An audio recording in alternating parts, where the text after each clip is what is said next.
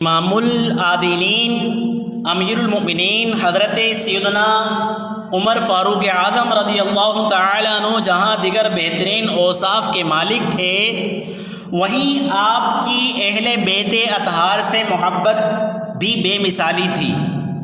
فاروق اعظم رضی اللہ تعالیٰ عنہ اپنے دور خلافت میں حضرت سیدنا ابن عباس رضی اللہ تعالیٰ عنہما سے سوار ہو کر نہیں ملا کرتے تھے، بلکہ اپنی سواری سے اتر کر ان کے ساتھ ساتھ چلتے، یہاں تک کہ جب وہ اپنے گھر یا اپنی مجلس میں پہنچ جاتے تو حضرت سیدنا عمر فاروق اعظم رضی اللہ تعالیٰ عنہ الگ ہو جاتے۔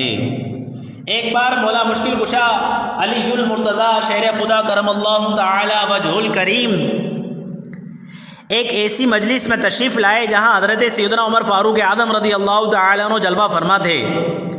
جیسے ہی آپ رضی اللہ تعالی عنہ نے انہیں دیکھا تو سمٹ گئے اور عاجزی کرتے ہوئے ان کے لیے جگہ کشادہ فرما دی۔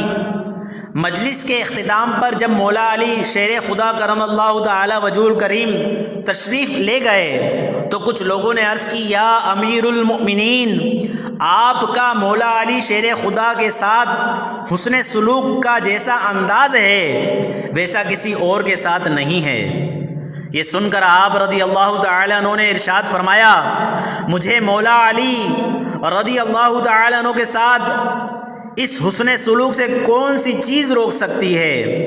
اللہ پاک کی قسم، بے شک یہ میرے مولا ہیں اور ہر مومن کے مولا ہیں۔ امیر المؤمنین حضرت سیدنا عمر فاروق اعظم رضی اللہ تعالی عنہ نے خاتون جنت حضرت سیدنا فاطمہ الزہرا رضی اللہ تعالی عنہا سے کہا، اے رسول اللہ صلی اللہ علیہ وسلم کی شہزادی، اللہ پاک کی قسم تمام مخلوق میں کوئی ایسا نہیں جو ہمیں آپ کے والد گرامی صلی اللہ علیہ وسلم سے زیادہ محبوب ہو، اور ان کے بعد آپ سے زیادہ ہمارے نزدیک کوئی پسندیدہ شخصیت نہیں۔ حضرت سیدنا عمر فاروق اعظم رضی اللہ تعالی عنہ نے اپنے دور خلافت میں وظائف مقرر کرنے کے لیے اپنے اصحاب سے مشورہ لیا کہ سب سے پہلے کس کا وظیفہ مقرر کیا جائے۔ سب کہنے لگے، یا امیر المؤمنین، سب سے پہلے آپ اپنا وظیفہ مقرر کریں۔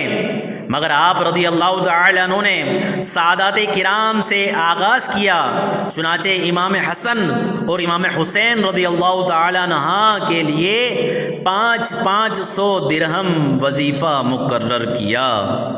ایک مرتبہ یمن کے کچھ کپڑے آئے تو آپ رضی اللہ تعالی عنہ نے لوگوں میں تقسیم کر دیے۔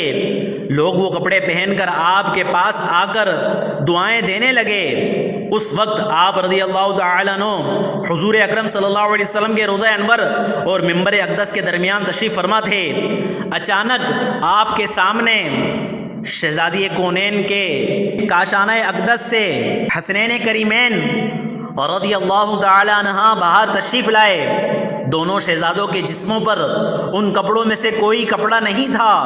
آپ رضی اللہ تعالیٰ عنہ یہ دیکھ کر غم زدہ ہو گئے اور فوراً حاکم یمن کو خط لکھا کہ جلد از جلد حسنین کریمین کے لیے 2 بہترین اور قیمتی حلے بھیجو۔ حاکم یمن نے فوراً حکم کی تعمیل کی اور 2 حلے بھیج دیے۔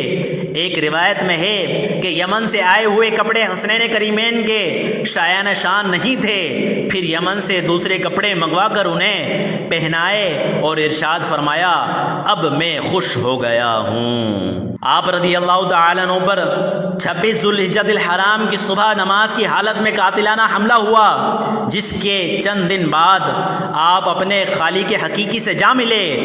آپ کی تدفین 1 محرم الحرام 24 ہجری کو حضور نبی رحمت صلی اللہ علیہ وسلم کے روضہ اقدس میں خلیفہ اول حضرت سیدنا ابو بکر صدیق رضی اللہ تعالی عنہ کے پہلو میں ہوئی۔ اللہ پاک فاروق اعظم رضی اللہ تعالی عنہ کے صدقے و طفیل ہمیں بھی اہل بیت اطہار سے محبت رکھنے اور ان کا ادب و احترام کرنے کی سعادت اور توفیق عطا فرمائے، آمین بجاہ النبی الامین صلی اللہ تعالی علیہ وسلم۔